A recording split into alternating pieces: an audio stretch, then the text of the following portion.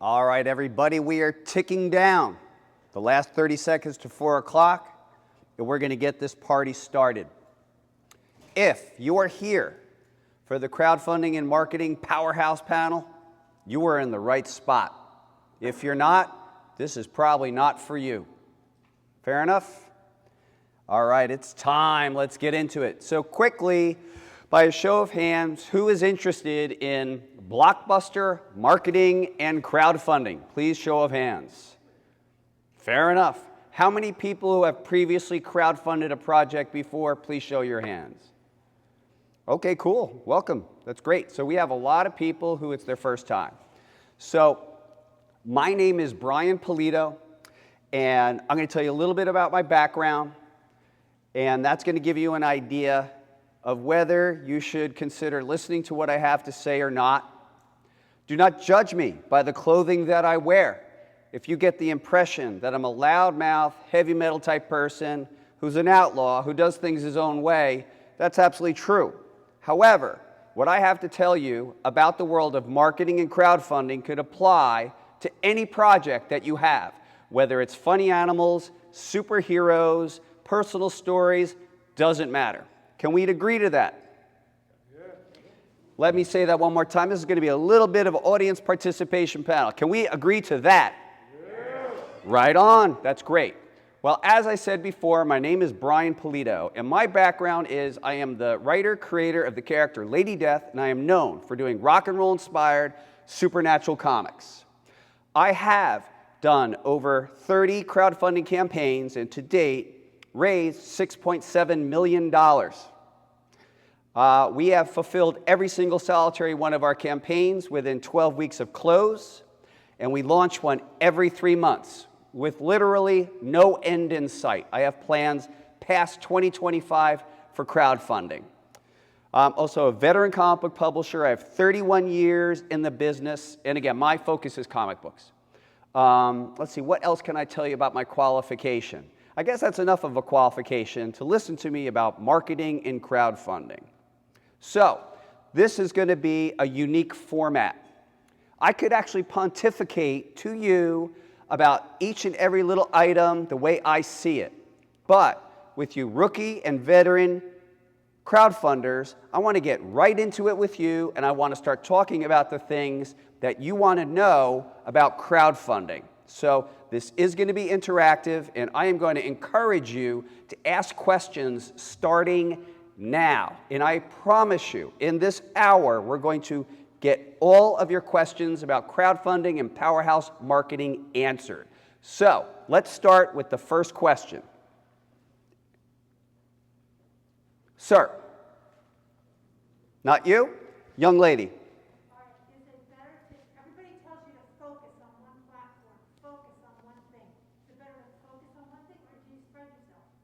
So the question is, do you focus on one platform or do you spread yourself?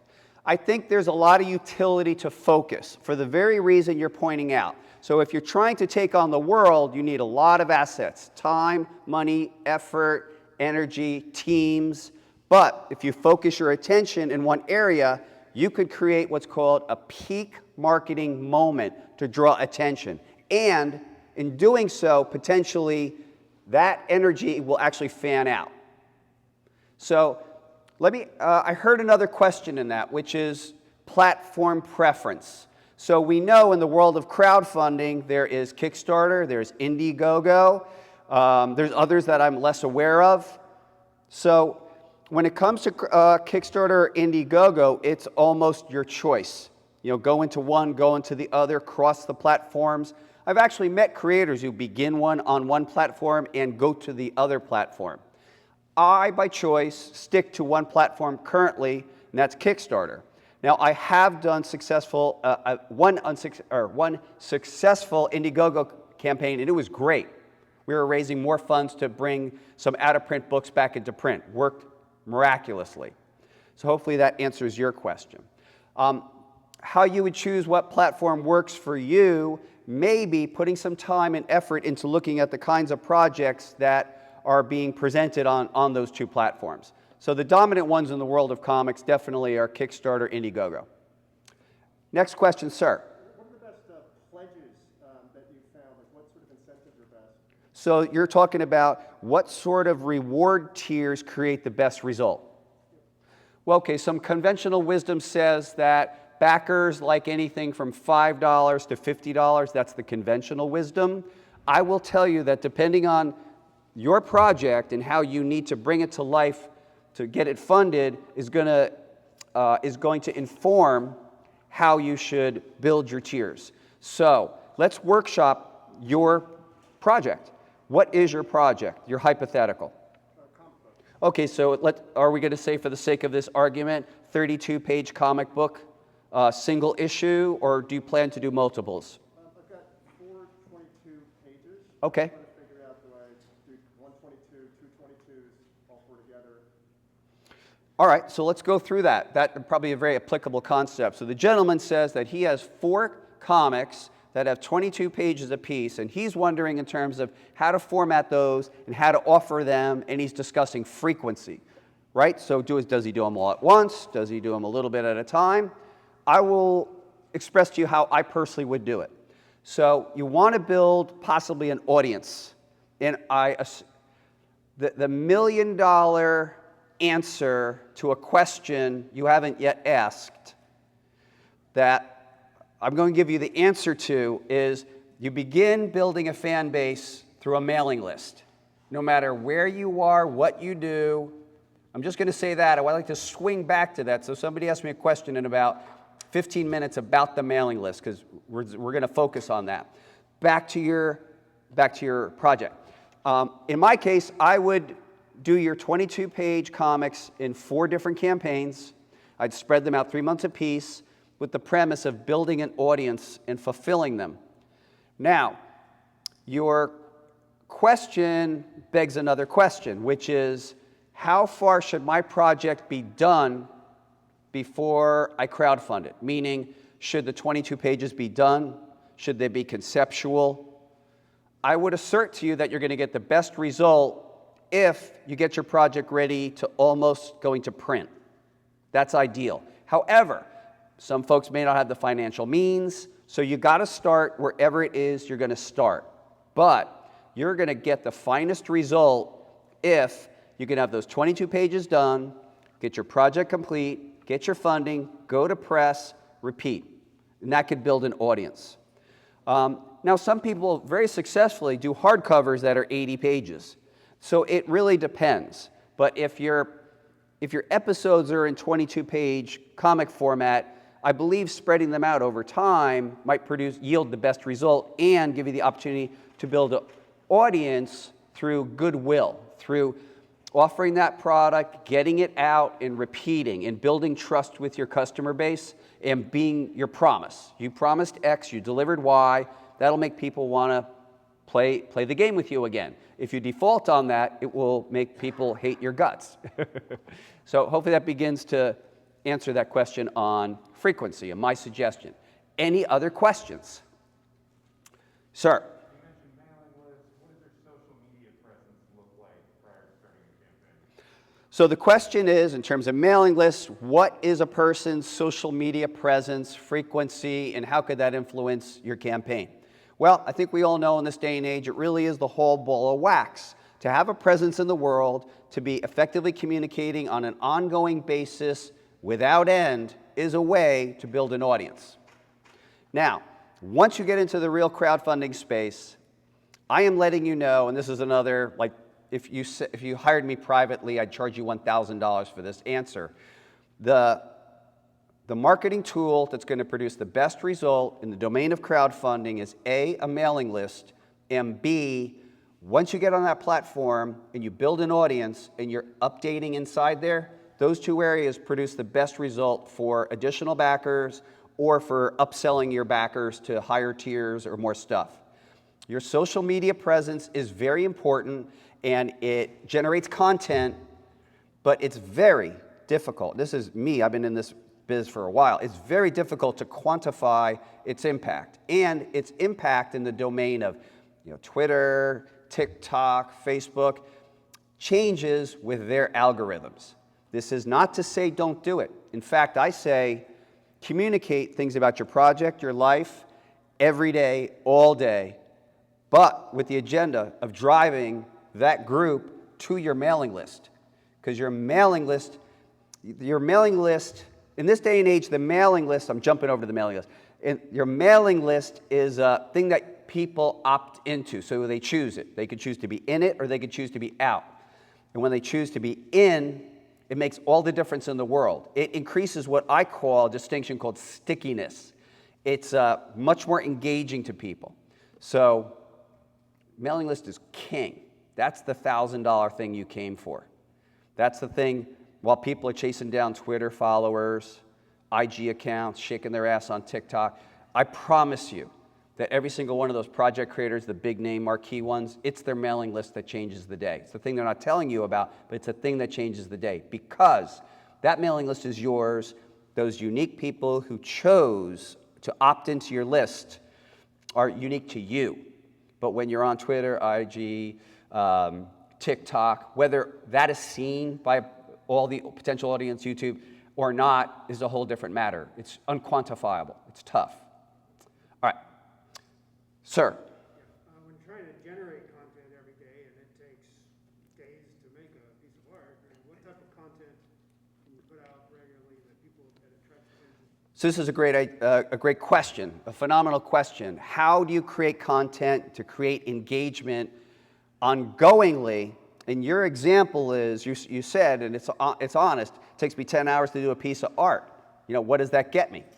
I'll tell you what I would do.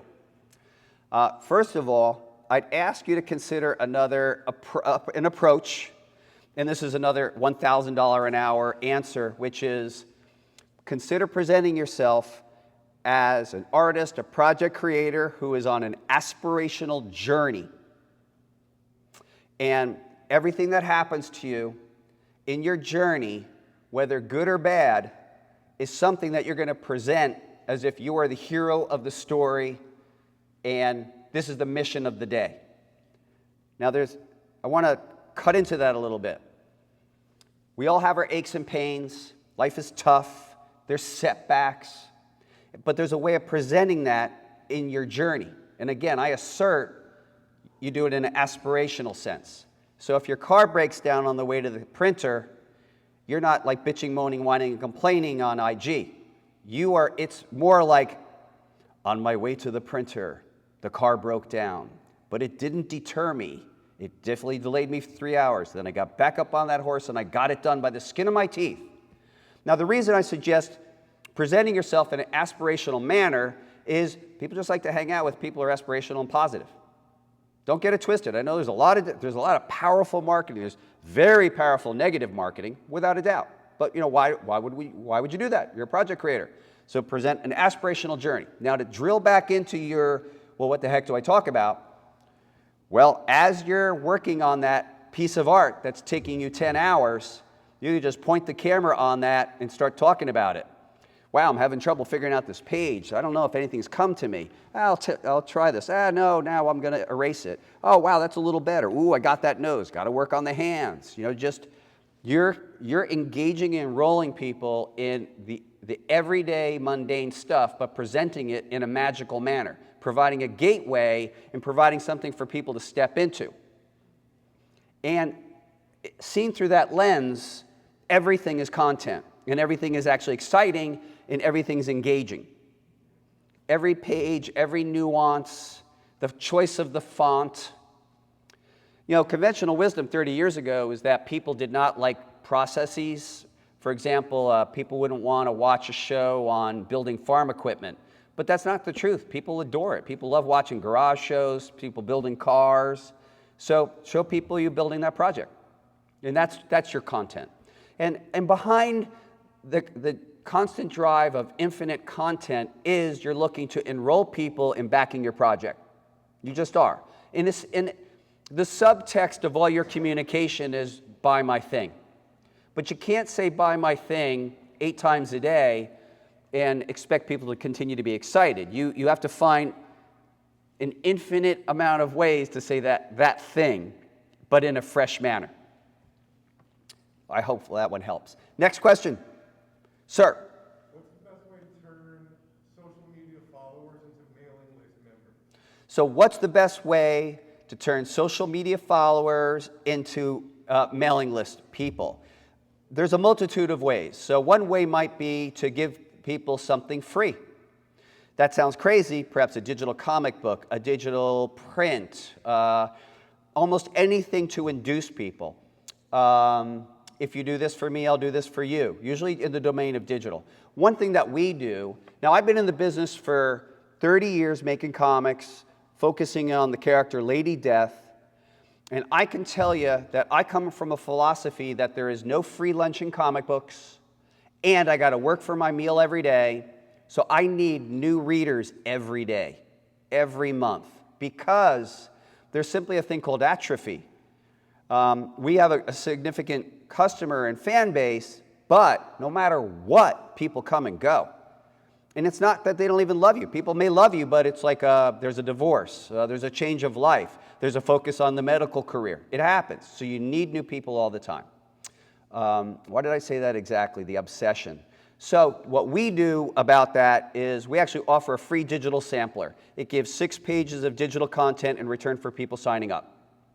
So it could be something like that. Maybe in your art project, let's say, you can do a high-resolution black and white page that people could use to color, and maybe you have a coloring contest, and the best person wins.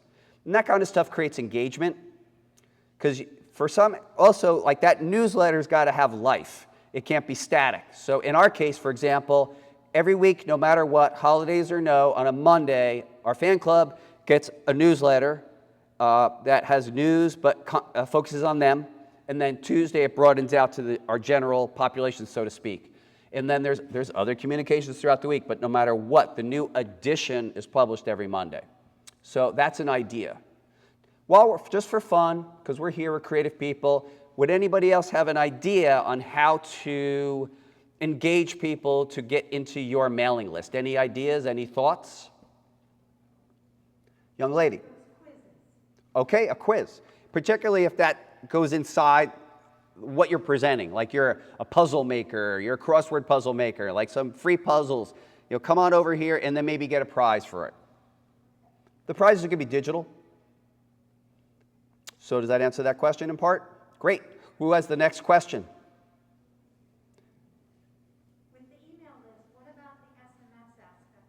Have you found that to be successful? I can't speak to that specifically, but maybe our marketing manager, Jimmy Coffin here, has an idea. Did you overhear that question? Yeah, so it's just like the same thing with the emails. So we do we capture SMS on the page in exchange for a discount. People sign up for that, so we're using it that way. And it's been great. We're seeing a lot of growth in that right now.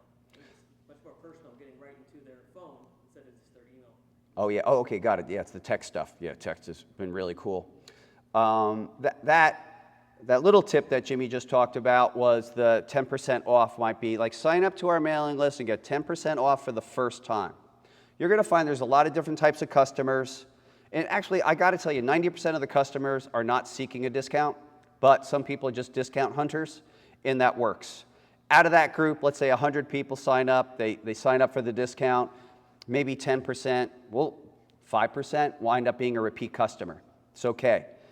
In the world of like flyers, mailers, if you send out 10,000 and you get what's called a 2% buy-in, you're doing great. It's okay. That's fantastic. We actually still, this is so totally separate, and once you get like a robust mailing list, we still do the old conventional send out a postcard and offer people deals. So in that mailing list, you're going to have people who become a repeat buyer, but you're going to have people who get that mailing list, and you'll be able to see it. They don't open the communication. And so you can do things to try to induce them. One of the things that we do is when we see a person sign up but not be active, we actually mail them a postcard with another discount to see if we can engage them. Surprisingly, it works. So it's pretty surprising. And that's just very old school business techniques. You could actually if you could find any marketing book from prior to the internet, you will find such jewels that continue to be completely applicable, because all that old school stuff completely works. Next question. Sir. Do you have a particular number that you want your mailing list to be at before you say start? Well, that's a great question. Do you want your mailing list to be at a certain number before you'd consider a crowdfunding project? The best way to answer that is you have to take a look at your project. You actually have to budget what your expectation is to meet your goal. And then start doing a formula and say, okay, if I had 1,000 people in my mailing list, but out of those 1,000, 100 are going to back me, and if they back me to $50 a piece, but I need $10,000, would that all pencil out? Does that make sense? Believe it or not, like it actually does work out mathematically, but the key here is you must have a clear vision on this stuff. You have to have your budgeting down and your numbers down for a multitude of reasons. This year in particular, while you hear in the giant media that everything's topsy-turvy with the economy, and in a sense that's absolutely true, the real prevailing trend or impact on all of us as project creators is inflation.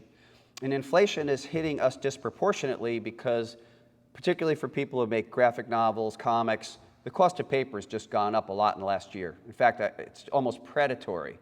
So what cost, let's say, $1 a year ago is now $1.30, for example. It's just where it's at. So that speaks to having a budget. So you can do the math, and you can really figure out how many people you would actually need. Now, it all depends on your financial goal. Some people might have a financial goal. I want to do a black and white book of poetry that's 24 pages, soft cover, saddle stitch, meaning staples. Okay, I need $500. Okay, so start figuring out how many backers you would need to achieve that, and what type of reward tiers would you need to construct. Does that answer that? You're getting there. Okay, follow up. So let's say you had that number. Sure. You said, hey, I need to make money, I need to get 500 sales. Yeah. So does that mean your mailing list should be 5,000? There should be there's not a specific multiplier, but it should be a multiplier. Yeah, because you can't expect everybody to buy in, because we have a giant mailing list and still not everybody buys in. The other thing that's going to happen is you do your budget and you do your best, and then you launch your campaign. And things start happening instantaneously because this is a live, living thing, and it's either working or it's not working. And if it's not working, it's not meeting your expectations, instantaneously your life changes and you have to start doing other things. And it causes you to get off your rump and start calling people, friends, family, if you're doing it right, friends, family, friends of friends, using strategies like asking other project creators to provide testimonial or to share your project, all this kind of stuff. It's another element we should talk about, but yeah, it's like as soon as the project goes live, there's a reality that you never knew about that's right in front of your face. And it's a sink or swim quality, and if it's not matching your result, you got to then in the moment start asking yourself, what do I do next? What do I do next? What do I do next? What do I do next? And what you do next is you keep finding ways to communicate about your project to new groups of people, and you can be shameless. I raised about $1 million to make a movie. And you're only supposed to ask for money from what's called qualified investors. And there just came a point where I'm asking like the person who's checking me out at the grocery, I'm shameless. Do you know anybody who's a qualified investor who has a minimum personal, it's a personal value of $1 million plus? After a while, it can be shameless. Does that help? Feel free to follow up. I'm going to swing back. I'll get to you in a second, sir. I'm going to swing back to your project. So you're asking about the various reward tiers. So in your original question, you said you had a 22-page comic book. Now, comic books are printed in 8s or 16s. So your comic's either going to go to 24 or 32, okay? So adding ads, back matter, thank yous, acknowledgments. So let's say you have a 24-page comic book. What I would recommend is a little research on what are other project creators charging for that item. And something that's very common, and God knows we do it, is we do different editions. There's the main edition. We actually call ours the Premier Edition, and we are just known for doing an inordinate amount of variations. We put little jewels on them. We do them naughty. We do them holofoil. And that's all to produce the result of funding the project. So it's very common It's normal to provide multiple editions of one thing to produce the result. Some of those multiples can be signed, unsigned. Some of it, they could be of a limited nature, all again to try to produce that result. If it's $1,000, it's like, okay, what do I need to do all that? Yeah, and so researching and stealing the best ideas that are out there, since ideas are pretty easy, they can't really be protected. Grab them, grab the coolest ideas. Model, to this day, I have 30 years in the game, I'm not above modeling on, if I see something that's successful, grabbing it, I'd call that modeling and repeating it.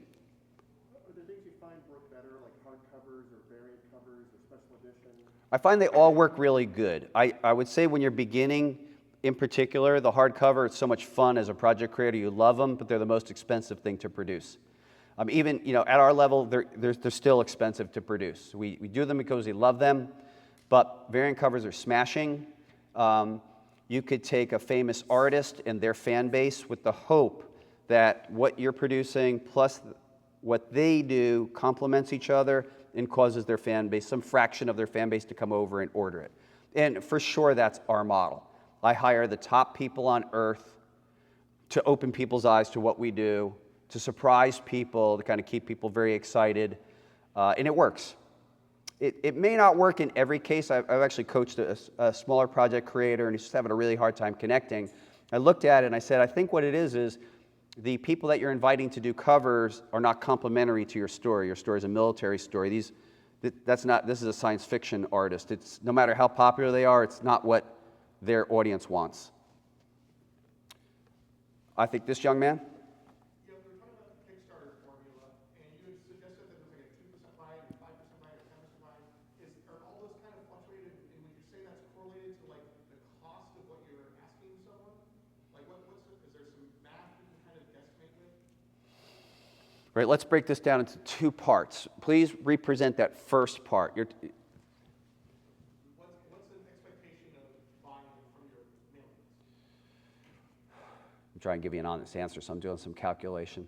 In our case, I think we're looking at a 20% buy-in. It's only because I'm like looking at the history, a recent history of that. That sounds about right, Jim? Yeah, so maybe you could, now, everything is subject. So you sort of, one thing, I'm sort of grappling with this answer because I don't want to present it like it's an absolute. One thing that we do is we do a bracket. So let's say, in my case, recently we have a 20% buy-in. Our overall mailing list, let's say, is 100, and then we're saying that 20 buy in. No matter what, we tend to bracket, and what that means is, well, let's anticipate 10% and let's hope for 30%. And let's build our budget based on the bracket. So there's the main budget. I need $5,000, but what if my mailing list gets me 3? What if my mailing list gets me 7? That's better. And if I'm in a gap, what's my plan B for my gap? Does that make sense? And did you have a follow-up or a second part?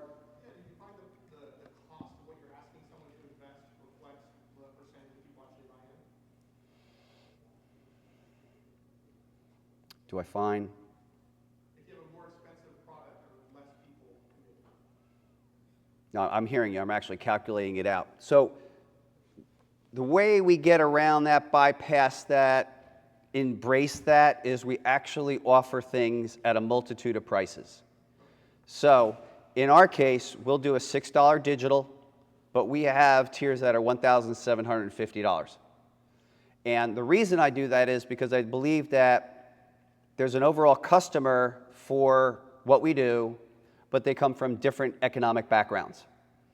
Full stop. So we know from seeing and meeting these folks, we have working folk, we have white collar, we have the highest level specialist surgeons and lawyers, and $20 to one person is a penny to another person. When we're talking about customers that are surgeons and lawyers, $1,700 to them is 2 hours of work. And so we, by design, have always positioned the character Lady Death as a premium luxury item. That's not easy to achieve. It's not for everybody. It may not have anything to do with your goal, but that's what we do. But if you want to buy a $6 digital, we'll sell it to you. If you want to straight face spend $1,000 on a single comic book that's limited to 10, we'll do that too. That doesn't work for everybody. Sir? Yeah, you had mentioned trying to get other people to post about. Sure. What's the best way to approach them? So, okay, the question is, if you're a project creator, how do you get other project creators to share? Well, I think when you get in the game of crowdfunding, you wind up meeting more peers. And right now, you guys might be isolated, but I highly recommend you meet, you network, and you just start knowing people. And through that natural process of being out there and networking, you might see like-minded creators and say, hey, if I share yours, will you share mine? What I find is that when the project creators have complementary projects, it works. A peculiar example would be a professional acquaintance of mine is Jeff Smith, the man who does Bone. My work is at the other end of the spectrum. I do rock and roll inspired supernatural comics. There's sex and violence in them. I love Jeff. I wouldn't ask him to share my project. It doesn't look good on him. Conversely, I don't know that I would necessarily do that for him for, again, in defense of his own work. But I do share projects that are sort of complementary. It sounds sort of counterintuitive because it's like promoting your competition, so to speak, but it's sort of community building. So if you did a comic book or a book about people who build, what are those, the people who build those trains in the basement, that kind of stuff, you know, find other like-minded people, builders, other train builders.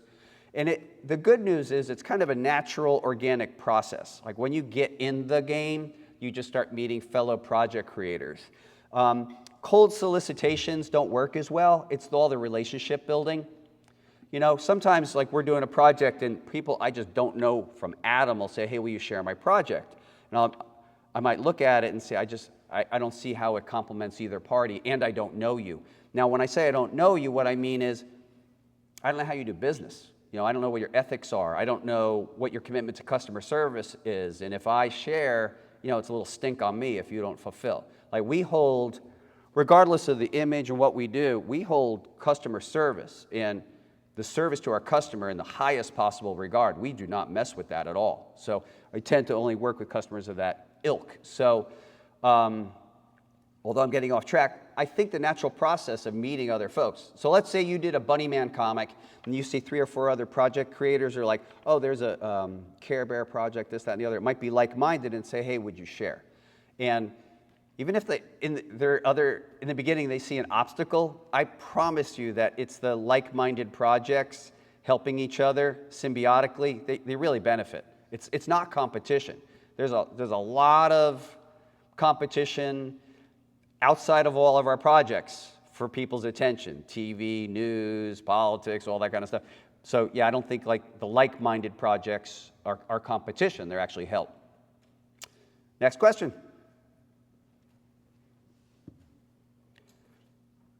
I will stay here till 4 o'clock and stare at you.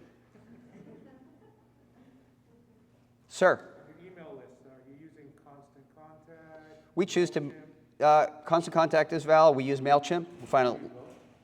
We use MailChimp specifically. Yeah, in Constant Contact is valid. There's some new school ones we're looking at as well. You know, it's always good to review every couple of years what's working, what's not working. The cool thing about both the mailing list programs you're talking about, software, Constant Contact and MailChimp, is that they scale with you. So in the beginning, when you have a small amount of mailing list followers, it's free.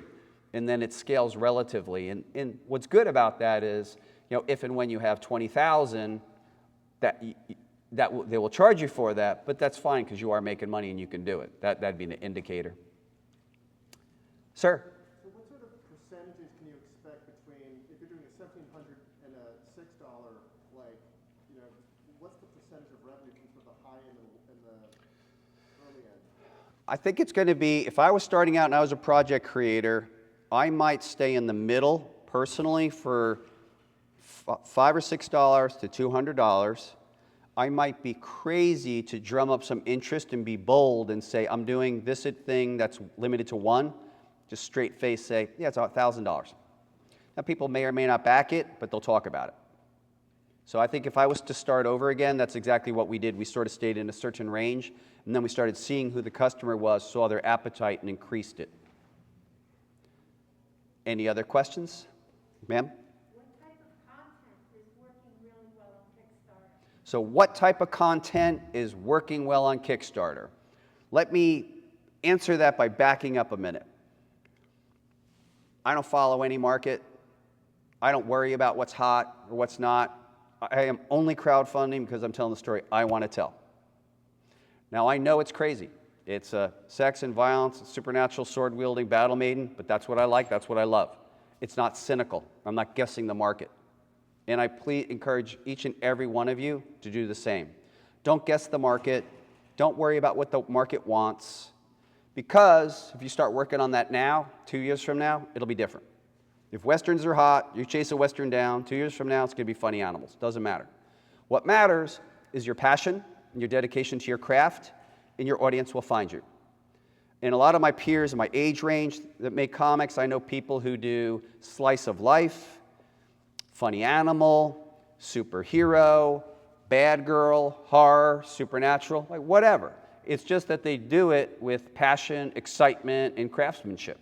So do what you want to do. If you want to, whatever you want to do. Yeah, please don't guess the market. I'm thinking like video, do you go full on video? Are images okay? What about audio? Oh, okay, in terms of the building of your campaign.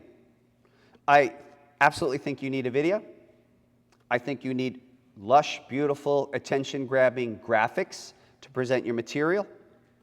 If you have a pen handy, I'm going to give you the exact formula of what your video is. It's infallible. It saves you $1,000. Here it is.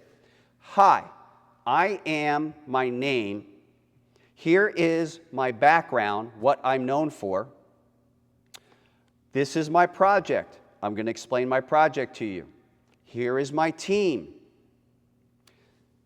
Please pledge now. Thank you very much. Out. That's the so an example. Hello, my name is Brian Pulido, creator of Lady Death, and we're back to present an all-new 48-page comic called Babada Babada Babada. In this story, Babada Babada Babada Babada Babada. Returning is my creative team of ba ba ba ba ba. Yeah, the formula. Please pledge now. And if you can't pledge, please share. Thank you so much, everybody. We cannot do it without you. Thank you. That's it. Now, you've seen some of these extravagant ones that go on forever. If you're doing more than 2 minutes, I think it's too much. That's just my personal opinion. So here's the analysis, the subtext of that script. You're saying who you are. You're qualifying yourself wherever you're at in terms of your qualification. You're explaining your project succinctly. You're discussing your collaborators. You are asking people to back your project. You're thanking them in advance, and you're out. Look at the most successful videos. That's what each and every one of them are every time. And just my personal taste, high energy, succinct, to the point, like a commercial. However, if your style is like I do poetry about butterflies, it's like do your vibe. That's fine. But that's the formula. In terms of graphics on your campaign, absolutely have them. If we're in a visual medium, if it's books, comics, the more the merrier. Cool thing about things like both Indiegogo and particularly Kickstarter, they provide essentially the blanked out software, the interface, the face, and you fill in all the graphics. There's what's called a main image. They give you some opportunities to describe your project. They give you a thing called the story where you kind of add into information about your campaign. And even though we're 30 projects in, again, I feel there's no free lunch in comics, so we explain who we are, our background, who's going to work on this project, the creative team, the management team that's going to fulfill it and bring it to life. And the more the merrier. We do an obsessive amount of graphics for every campaign, neighboring probably in the hundreds. That's our choice. Yeah, our personal approach to marketing, and yours can be different because all kinds work, is we're relentless. You're just relentless. Any other questions? Sir? Yeah, if I say I want to launch a comic book, I want to make it maybe a 64-page or something like that. I don't feel I'm there yet. I don't have the audience to, I think, back it. Is it advisable to go and do something smaller, like say a deck of cards with my artwork on it, and launch that, even though it's not really a comic book related? See if So, okay, taking a comic book as an example, the gentleman asked, should I start with a 64-page comic, and if not a 64-page comic, perhaps a trading card set? I believe if you want to be a comic book storyteller, start with a comic book. Maybe it's shorter. That's all. But I think the two are two different worlds. I mean, the playing card or playing card / trading card world, the playing card world is one world. The trading card world is another world. They're valid markets, for sure. Playing cards and trading cards, two different, but they're not comics or storytelling, or conventional storytelling. So if you want to be a storyteller, just start telling the story. Maybe it's shorter, 8 pages, 16 pages, 24 pages, 32 pages, all options, 40 pages, 48, 56, 64, all options. But like you said, it might take you a year to produce those 64 pages. So why not break it into 32 twice? That way you start building a momentum, building an audience. Sir? Either for your campaigns or the people that you've worked with, what are your favorites? Like, what worked the best and why? Well, I think we believe that the spine of our campaign is what we call the Premier Edition. So that's our first physical reward. There's digital rewards, right? People won't get anything shipped to them, but our first physical reward, our main book, the thing that we're doing this all for, is called the Premier Edition. So in our case, 48-page, square-bound, European graphic novel style, usually 48 pages of story and art, and all free unlocked stretch goals or free bonus items. Anybody here know what those are? Free bonus or stretch goals, show of hands? All right, so some of you may need to know that. Let's say, hypothetically, you need to raise $50,000 to make your project, Project X.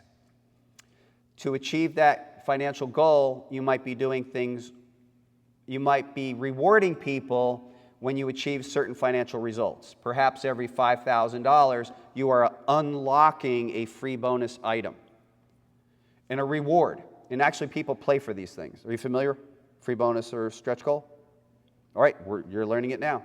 So what some free bonus items or stretch goals are include bookmarks, include trading cards, could be digital items like a high-resolution page that people can color, stickers.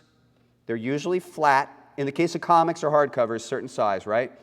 They fit flat within that. So it's not going to be a shot glass.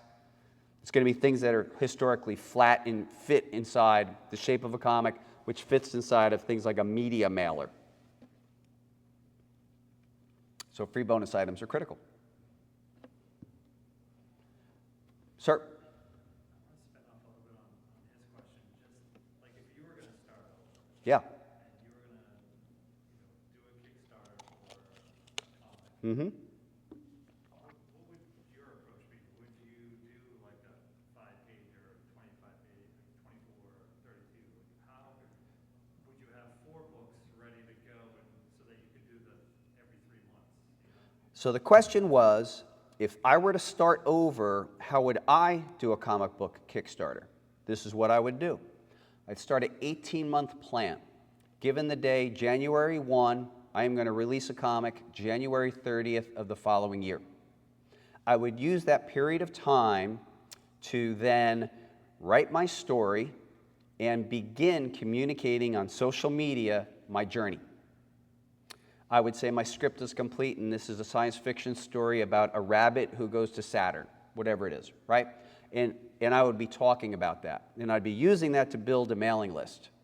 And in that 18-month period, as I'm building my comic, my format, if I'm starting over, is going to be 32-page comic book, saddle stitch, meaning stapled, 24 pages of story and art, But once that first one is released, I would plan to release one every 3 months.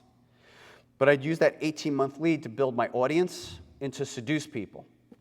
I was very lucky to go to school at New York University's Tisch School of the Arts, the film school. Graduated in 1985. Had this mad Russian professor named Leonid Yefimovich. And he was a nut. But he said something to me that really stuck with me. And this was for a directing class. And he said, Brian, you must seduce them with your vision. And that informs me to this day, to always seduce the customer, the reader, the backer, the community. So I would use that 18-month period to talk about to make my project, to prep my project, have my project ready to print on that day, and follow up and start making the next one and the next one, which is exactly what I did. I just did it with 48 pages. By the time I released my first Kickstarter, I was working on my third Kickstarter, deep into production. And I was building up my audience, and I was talking about things, and I was letting little pieces of information all the time. I was looking to dominate people's attention by giving new pieces of information all the time, every day. So that, in principle, is exactly what I would do. And I would use that time to build the budget of my project, to know how much money I actually needed. I would start figuring out what would be exciting stretch goals. I would look to do something outrageous, which is what I did. On my first campaign, what I did was, my average tier area was, the premiere edition was $20, everything was between $20 and $200, but I had one tier that had a copy of Lady Death #1 with an actual 1-carat diamond set inside the hilt, and I was charging $10,000 for it. Now, I didn't sell it at that time, but it certainly gave us something to talk about a lot. People just thought it was outrageous, and it was something to talk about. And I think there's a lot to be said about being very outrageous, because as project creators or new project creators, we have a very hard time competing with the gigantic marketing dollars of big businesses. So being outrageous but not negative, I think, is a great way to compete. Here we are barreling towards our 3/4 point. Are there any further questions? Ma'am. Do you have a website you send people to, and is it based on like Shopify or a platform you sell from directly, or what? So the question is, do we have a website and do we have a shopping platform? We have both. And I think that's a great point. If I were to start over, I would definitely have a website, even if it was a one-page website. So there's many themes that you can buy to begin a website.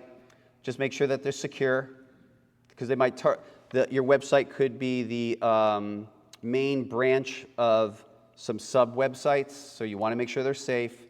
And yes, we have a store, and we chose Shopify. We've been on Shopify for about 2 years.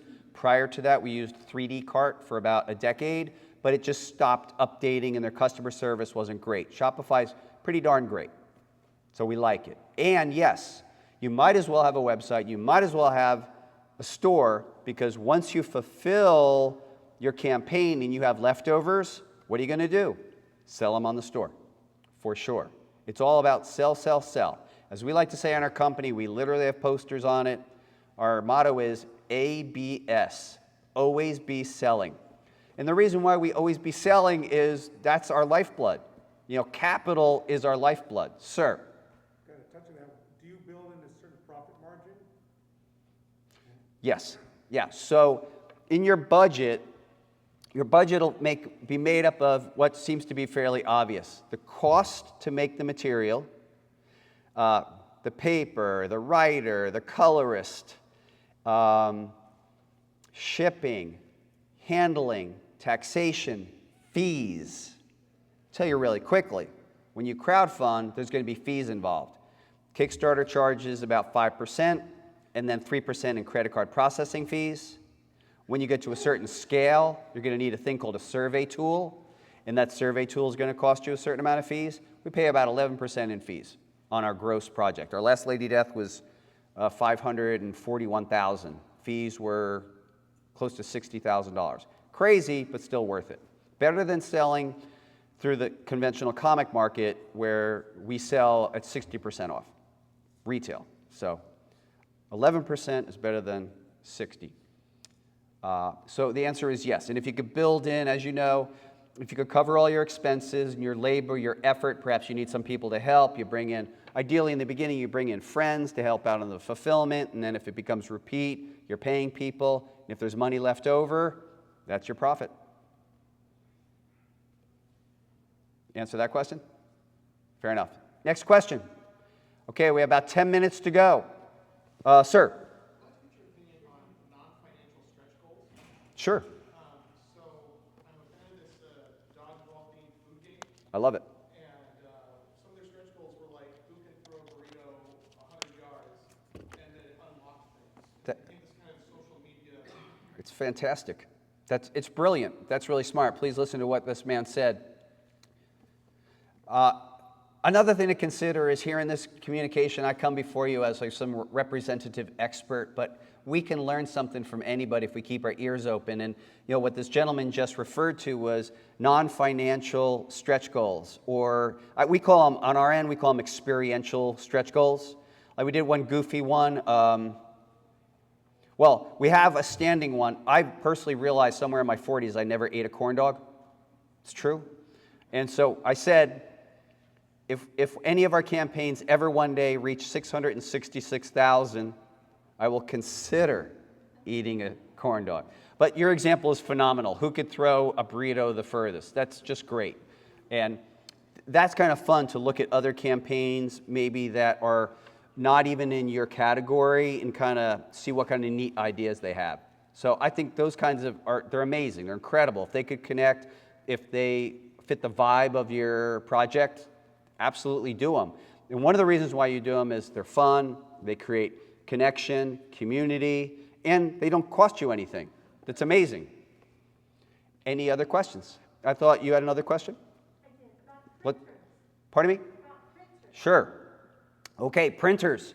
So we're talking about books. We're talking, in this case, right? Comic books, books. There's all different types of printers, but it comes down to two main categories. First category, it's called offset printing. Offset printing is the larger print runs and has the lower unit cost, but that means you're buying a certain amount, 2,000, 5,000. It'll drive the cost of the unit down. A little higher this year because of paper. Then the second approach, which I actually recommend for newer project creators, is digital printing. Digital printing could be 1 copy or 1,000 copies of the thing, but it's going to be, the unit cost is going to be more expensive. The great thing is you don't have to buy a ton. And here's the great news. You could just Google online and say, offset comic book printer, digital comic book printer. A bunch are going to come up, check their reviews, see if geographically they're as close to you as possible. So maybe you can go for a proof. We actually do keep all our printing generally in Arizona, where we live, so that we could visit and we could see and proof. Great news is there probably is a printer in your neck of the woods, so I would do it that way. Now, I know I only have a couple more minutes, so this last question, please make sure that it's the best question that we've heard all day. Okay, so there's not a question, so I'm going to see what is the last thing that I can impart to you that can make the most impact. Out of everything that we discussed, the mailing list is king. It's up to you to really go after that mailing list. Crowdfunding is a verb. It means action. And you guys notice they're called crowdfunding campaigns. So it's a living, breathing thing, the campaign, the period of time. 30 days is great. A lot of the Indiegogo creators go longer, 60 days. And you need to take actions on every day of the campaign. If you are not completely exhausted by the end of your campaign, you probably did something wrong. You got to be exhausted. Now, a 30-day campaign has a beginning, middle, and end. The middle sags. It's very difficult. So people get frustrated or scared because their campaign stops. Here's the solution. Add something to your campaign. Something new. Something that costs money. Kind of jogs people awake. It just does. Any final question, comment, or concern? Then let me ask you a question. Did you find this panel of value? I got a thumbs up? All right, great. That is exactly my mission. I want to see if I can impart some stuff to you. So, in conclusion, go out, crowdfund. I hope it makes all your dreams come true. Thank you so much, everybody. You've been great. I've been Brian Pulido. Holler at you later. You're welcome.